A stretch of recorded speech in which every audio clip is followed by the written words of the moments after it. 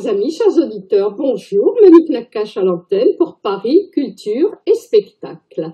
Alors aujourd'hui, nous allons parler médecine et à ce titre, je reçois le docteur Christian Hugues à qui je dis tout à fait bonjour.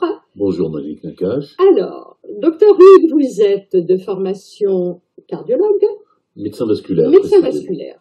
Et vous arrivez, je dois vous féliciter, avec un prix, le prix Littré 2018, avec un très très bon livre, Médecin au cœur des hommes, qui a paru chez Amfortas.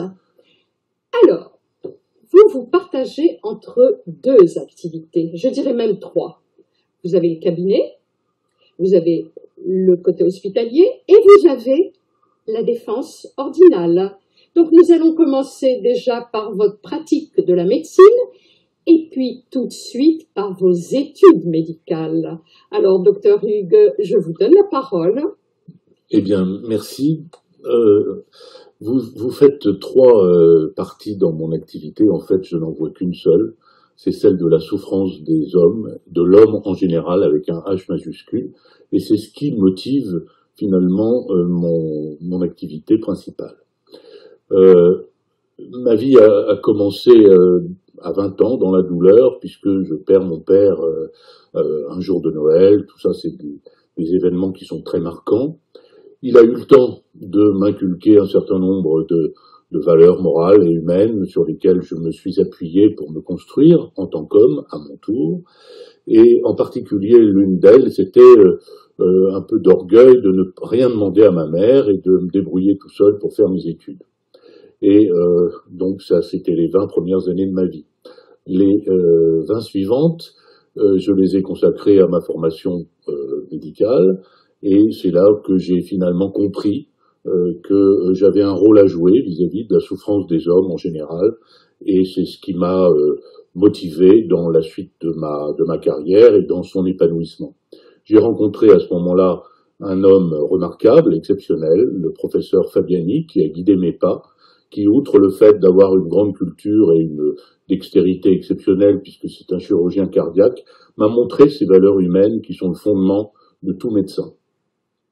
Ensuite, à 40 ans, donc 20 ans plus tard, j'ai voulu découvrir l'institution ordinale, celle qui réunit les médecins entre eux, et donc je me suis fait élire, ou j'ai été élu par mes collègues, membres de cette institution, dont je voulais absolument connaître les rouages, parce que on en avait dit à la fois du mal, du bien, et c'était un peu difficile pour moi de faire la part des choses. Je suis donc rentré dans cette forteresse, et là j'ai rencontré un autre être exceptionnel, comme quoi le parcours d'un homme est fait de rencontres. C'est Jean-Marie Farrugia, qui est le deuxième préfaceur de mon livre, et qui m'a appris les rudiments de la déontologie et de l'éthique médicale. Et je me suis rendu compte à cette occasion que derrière la blouse blanche, eh bien, il y avait aussi un cœur qui bat, et que le médecin aussi pouvait être en souffrance. Donc je pense que mes activités sont toutes en corrélation les unes avec les autres. Alors c'est vrai que je cumule une vie libérale avec un cabinet en expansion, parce qu'il y a une pénurie de médecins actuellement, une activité hospitalière et dans un dispensaire parce que je considère qu'il faut pouvoir donner ses soins à tout le monde et de la même façon. Et puis cette vie libérale, ordinale, parce que je veux me consacrer également à mes confrères. Docteur Hugues, donc, si j'ai bien compris, et puis à la lecture de votre livre, la souffrance humaine, vous l'avez déjà découverte avant même d'être médecin, quand vous étiez, même avant d'être étudiant en médecine, puisque votre père vous a formaté, vous a formé, vous avez travaillé à Brousset et surtout en face, un dispensaire tenu par des religieuses, où vous avez côtoyé ces salles multiples, ces souffrances, ces paravents qui séparaient, ces cris dans la nuit. Oui, le contact d'un jeune, alors d'abord, avant 20 ans, j'ai forcément, comme beaucoup d'entre nous, perdu des êtres chers, des grands-mères, des grands-pères, et bon, ça façonne la vie finalement, et ça n'a rien d'exceptionnel.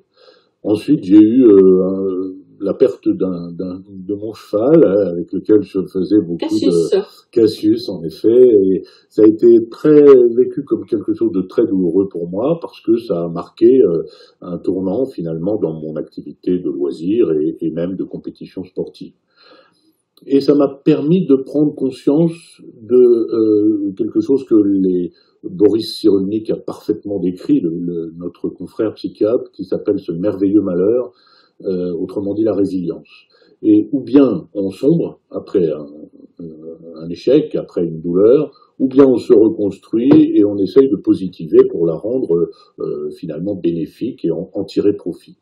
Et c'est comme ça que j'ai construit mes études, c'est-à-dire que à l'adolescence, quand finalement, en fin d'adolescence, quand on perd son père un jour de Noël et puis qu'on vous appelle au petit matin en vous disant venez vite, ça s'est aggravé, son état, et on comprend très bien ce qui s'est passé. Et quand on circule dans les rues et qu'on voit ces sapins de Noël illuminés et les gens qui sont probablement en liesse, et puis vous êtes confronté, vous êtes terrifié par tout ce qui va vous arriver, évidemment que c'est des chocs qui s'accumulent et qui finissent par créer chez vous une espèce de carapace, ou en tout cas, au contraire, et c'était mon cas, une ouverture vers la souffrance des autres.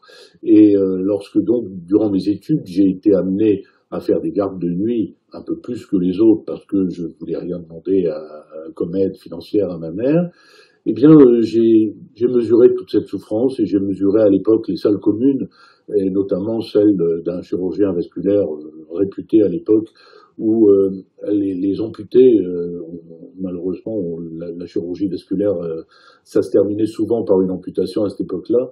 Et je me rappelle de cette salle où il y avait peut-être 15, 20 patients, et leurs membres en l'air étaient enrubannés de bandages, etc. Et c'était comme des cierges qui s'élevaient vers le ciel. C'était des cris de souffrance, des membres en l'air comme ça. C'était une horreur, une horreur.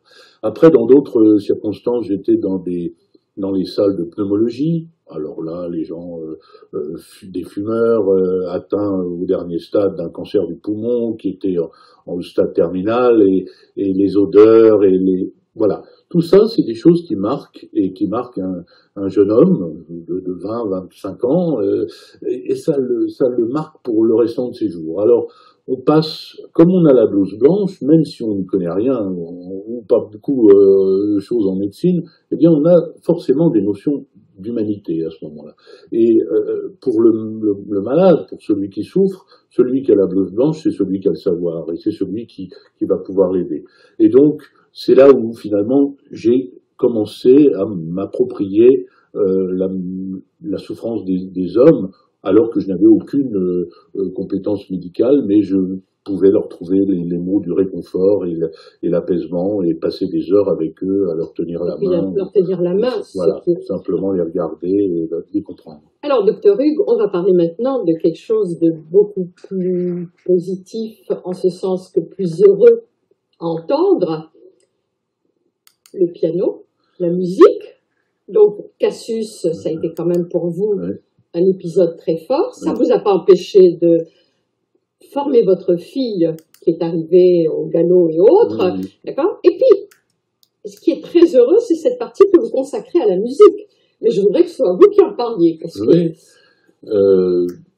probablement, chaque être est fait d'acquis et d'inné. Et cette part de piano et de musique que j'ai en moi me vient de mon père, parce que lui-même était pianiste à ses heures. Et en tout cas, il avait ce qu'on appelle l'oreille absolue, l'oreille musicale. Et donc, probablement que j'avais hérité d'une partie de ses talents. Et j'ai néanmoins fait 14 ans de piano classique, imposé par mes parents, comme un bon élève à la Canale. Voilà, mais qui, par contre, n'ont pas été contre vous quand vous avez découvert... Voilà. Alors, je me suis, à l'adolescence, dans une phase de rébellion, je me suis dit, non, moi j'arrête le piano classique, ça m'énerve, etc. Et je me suis mis à jouer du ragtime et à jouer du jazz et Claude Bolling était à ce moment-là mon héros. À la Canale, on avait à ce moment-là fondé un foyer où avait Qui existe toujours. un mini-orchestre, et bon, notre talent s'est arrêté au stade des galas de fin d'année et autres Mais fêtes. par contre, vous avez fait une très belle rencontre Alors voilà. qui vous a amené plus loin. Voilà, parce que à la mort de papa, j'ai eu toujours dans cet esprit de gagner ma vie et de ne rien demander à ma mère, j'allais dans un grand hôtel que je ne citerai pas évidemment en Normandie et je faisais l'été dansant. Et je dois dire que je jouais ce qu'on me demandait, ce que les dames qui prenaient le thé voulaient, les feuilles mortes, etc. Et j'étais probablement à l'époque plus riche que maintenant. Je partais le vendredi soir avec ma petite coccinelle et je revenais le dimanche soir. J'étais nourri, logé, pas payé, mais payé grassement par Les pourboires, par en les fait. Hein. pourboires. Voilà, et c'était voilà, c'était Alors très là, c'était suffisant pour la semaine. une très belle Voilà. expérience quand même. Malheureusement que j'ai dû interrompre par l'internat et la préparation au concours, et la première année où j'ai échoué, je me suis dit, je peux pas cumuler tout, il faut que je me consacre absolument, et du coup j'ai complètement arrêté le piano, et même maintenant je ne joue plus. Mais je dis aux auditeurs, ne vous inquiétez pas, parce que je sais que Christian Hugues se promet de reprendre le piano à la retraite. Mais cela dit, il est loin de penser à la retraite. Peut-être pas tant que ça, on verra, en tout cas, si la santé le permet, c'est vrai que je pense pas m'arrêter. Voilà.